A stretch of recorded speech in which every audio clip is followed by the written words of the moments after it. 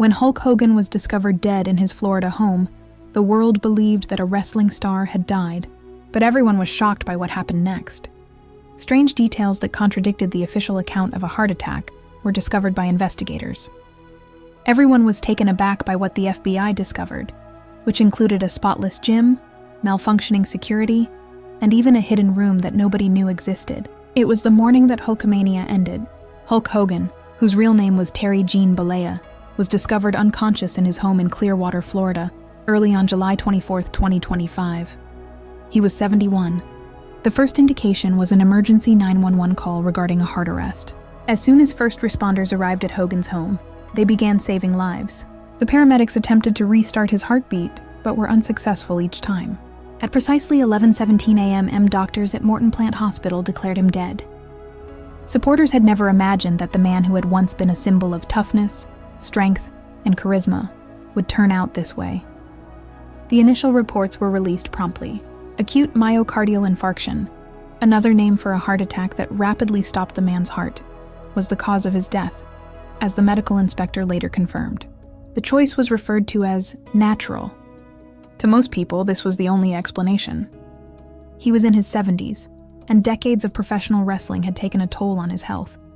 He had suffered injuries from traveling constantly, hitting giants in the ring, and undergoing more than 20 surgeries over the years. However, the story was not just about a heart attack. We became even more curious after learning more about his medical history. Hogan suffered from leukemia, a blood disease, and atrial fibrillation, a disorder that causes irregular heartbeats. Both conditions increased the risk of sudden cardiac arrest, and they created an image of a man engaged in covert combat.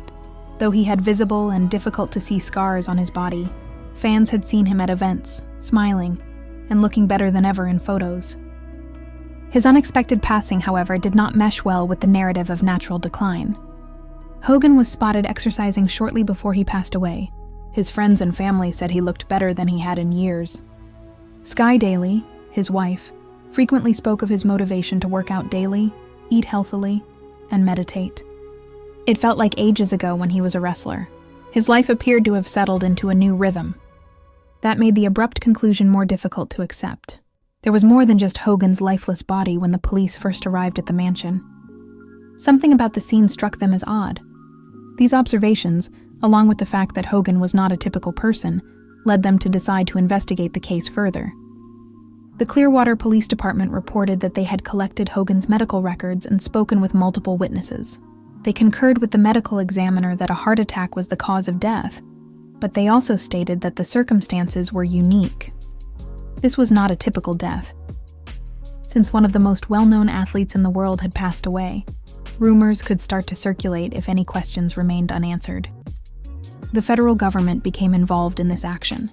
The FBI was formally brought into the case to investigate any issues that might have occurred at the scene in addition to verifying the findings of the doctors. At first, people were shocked because this was not how natural deaths typically ended. It was nearly impossible for fans who had followed Hulk Hogan through the tumultuous scandals, the glaring lights of WrestleMania, and reality shows for his story to conclude without a sense of mystery. Tributes poured in as news outlets confirmed the accuracy of the medical examiner's report. Wrestlers who had fought alongside and against him referred to him as the man who introduced wrestling into people's living rooms all over the world. For his millions of fans, the fact that he suffered a heart attack was sufficient. Behind the scenes, however, another story was taking shape, one that was founded on observations and unanswerable questions.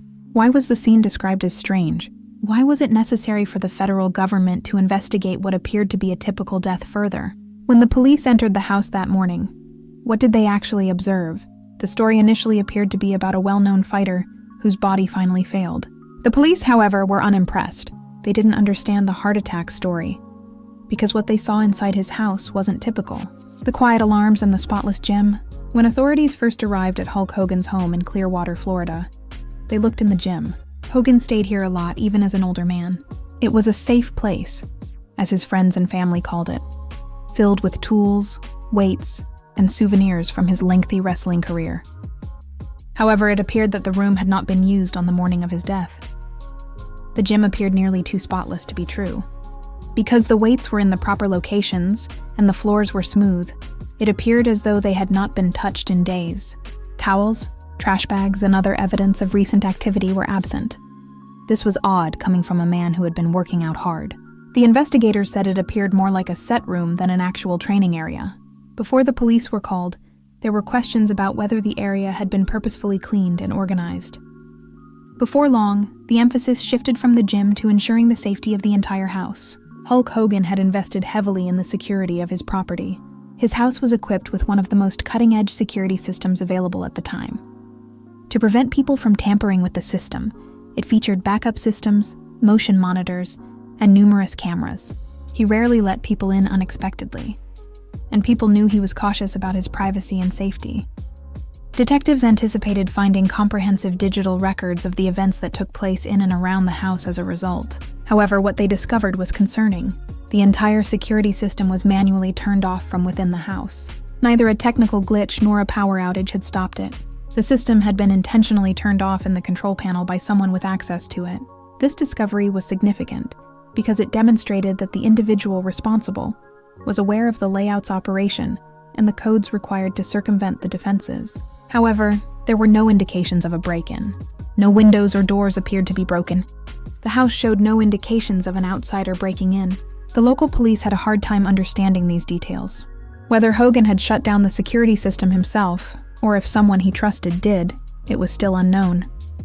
As a result, the case was promptly transferred to federal authorities. Teams with expertise in computer forensics and cybercrime were dispatched by the FBI. It was their responsibility to examine every aspect of Hogan's security system and smart home. These systems frequently maintain logs that indicate when cameras are activated or deactivated, when alarms are activated or deactivated, and when the system is modified. By creating a timeline from these documents, investigators hoped to determine who was in charge of the house in the final hours before Hogan passed away. The FBI examined Hogan's smart home devices as well as his security system. These included lighting controls, thermostats, and other automated features that could detect movement within the house. These devices record timestamps and user inputs, making them useful for proof in many modern homes. Little details, such as whether a light is on or off, can help piece together what transpired prior to a pivotal moment. Despite their best efforts, the evidence did not support a definitive response. Although it was evident that the security system had been turned off, the person responsible was not identified in the computer records. There were no indications of unauthorized entry from the outside of the house. Rather, the data indicated that the change occurred locally, which confirmed that Hogan or another person present at the time was responsible. The forensic teams knew they needed to read Hogan's private messages as they continued to examine the electronic evidence. Perhaps these odd findings were more related to the people who had spoken to him in the final days of his life than they were to the tools in his home. Detectives were drawn to a different route as they located digital records and searched the data for clues. A late-night call made to Hulk Hogan in the final days of his life was one of the study's most terrifying aspects.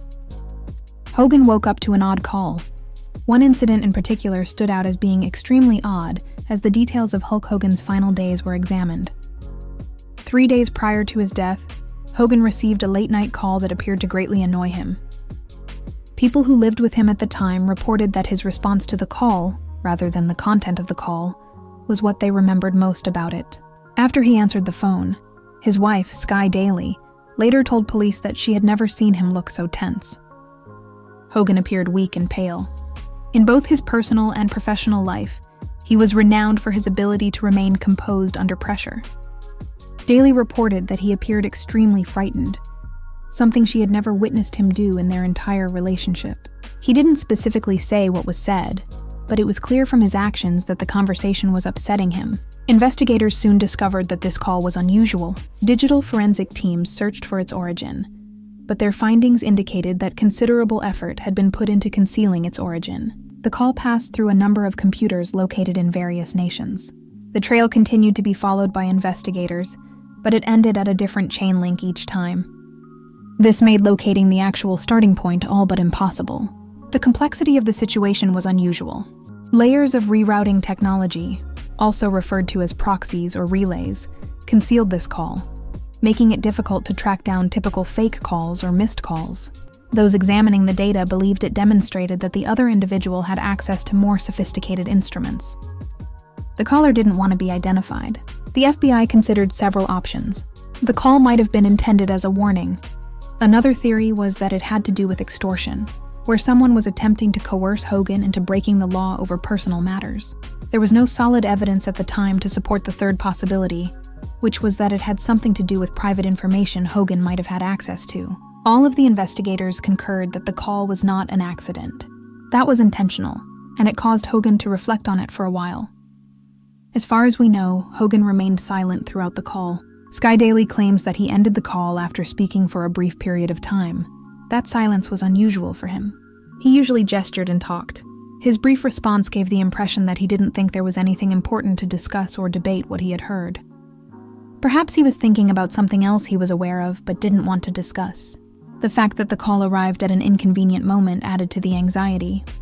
It fit the picture of his life that the police were trying to paint because it happened just 3 days before he passed away. His life appeared to be relatively safe in the preceding months. He was spending time with his family, taking care of his health, and recovering from surgery.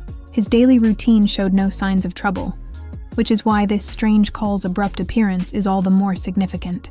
The FBI's cyber experts concurred that the methods employed to conceal the origin of the call were extremely sophisticated. Signals had been exchanged between foreign networks, which is a typical tactic used by individuals or organizations to evade law enforcement. You had to want to do those things and be aware of them. You could not simply discuss anything. It had been carefully planned to avoid detection.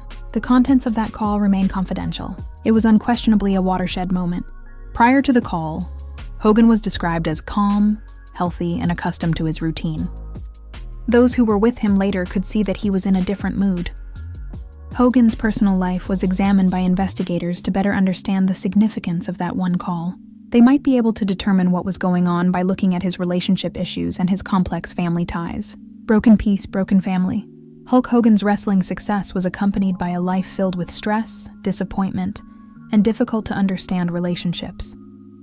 His family history was one of the most closely examined aspects of the inquiry into his final days. Federal agents used the web of marriages, scandals, and family disputes to gather crucial background information as they attempted to determine whether he was killed by someone close to him. Hogan's first wife was Linda Claridge. In 1983, they were married. They were viewed as the perfect American family for a long time. Together, they had 2 children, Nick and Brooke. This image worsened when their reality show Hogan Knows Best debuted in 2005. People viewed Hogan as a proud husband and father who managed to balance his family life with his wrestling fame. At first glance, it appeared content and safe. Actually, the situation was more nuanced. Rumors of cheating started to circulate in 2007. According to one of the women Brooke worked with, she was seeing Hogan. Hogan denied the allegations, but the marriage ended soon after. That same year, after 24 years of marriage, Linda filed for divorce.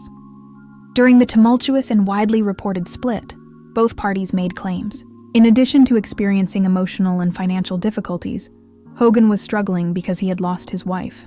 In subsequent interviews, he claimed to have been extremely depressed at the time and to have considered suicide. Hogan made an effort to start over after a few difficult years. In 2010, he wed Jennifer McDaniel in a modest ceremony. For a while, he appeared to be getting back on track. After more than a decade, this marriage ended quietly in 2021. There were no public altercations or significant media coverage during this divorce, in contrast to his first. Nevertheless, it gave the impression that Hogan's private life was never truly at peace. In 2023, he wed yoga instructor Sky Daily for the 3rd time. They clicked right away, and after just a few months of dating, Hogan proposed to her.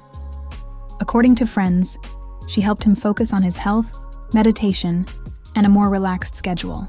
According to Hogan, she was his pillar of support and helped him stay grounded as he grew older. Because they were so young, some family members and friends had doubts about their marriage, but Hogan appeared to be genuinely content. However, this new chapter was not universally accepted. He did not attend the wedding, nor did his daughter Brooke. It had been some time since Brooke had spoken to her father.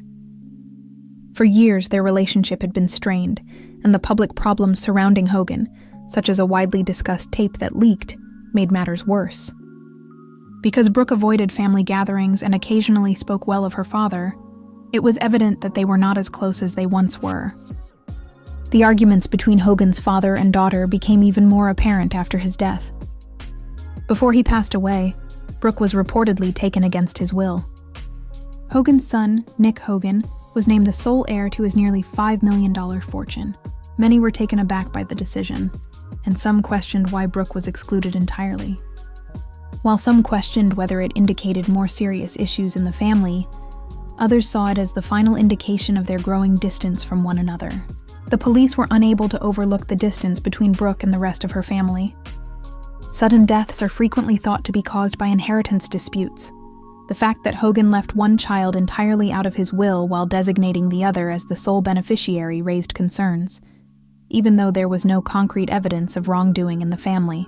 Disagreements over money, old grudges, or even emotional grudges can influence a person's final days, the FBI stated in a confidential statement. Additionally, Hogan had long-standing issues with stress and his mental well-being. His friends recalled how difficult it had been for him to recover, and he had been open about having suicidal thoughts during his breakup with Linda. Even though Sky Daily provided him with stability in his final years, investigators were aware that mental scars can still make it difficult to make decisions and maintain relationships decades later. However, as the investigators considered the dynamics of these families, they realized that personal issues were not sufficient to account for everything: rumors, surgery, and a weak body. Hulk Hogan's body had been under a lot of strain from wrestling for many years by the time he was in his 70s. He had performed in many matches that required him to lift heavy objects, land hard, and keep moving, making him one of the most physically demanding athletes of his era. He had to undergo over 20 surgeries, including ones on his shoulders, hips, knees, and back, as a result of years of living this way. He was able to stay busy for longer with each surgery, but the risk to his long-term health increased. Hogan underwent an ACDF, or 4-level anterior cervical discectomy and fusion, in 2025. Of these surgeries, this one was the most crucial.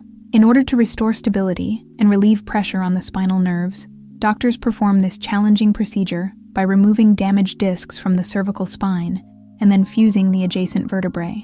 Healing can be difficult enough for younger patients, but Hogan was too old for surgery, which carries many risks. Doctors frequently state that ACDF performed on multiple levels of the spine can impact nearby nerves and even make breathing difficult. The phrenic nerve, which controls the rib cage, is one area to be concerned about. The patient may stop breathing abruptly if this nerve is injured during surgery.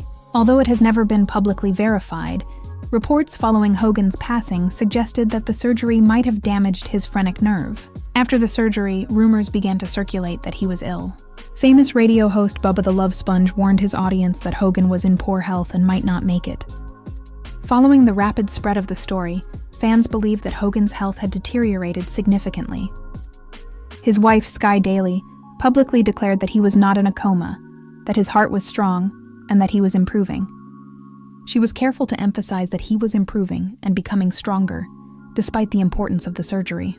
Hogan appeared motivated to improve in the weeks after the procedure. He was photographed grinning. He returned to working out at home after making new friends. According to his son Nick and other family members, he was more determined than ever to look after his health. Nevertheless, the procedure had raised new questions, and medical professionals warned that issues can appear out of the blue, sometimes weeks or months after the procedure. This history gained significance after his death in July,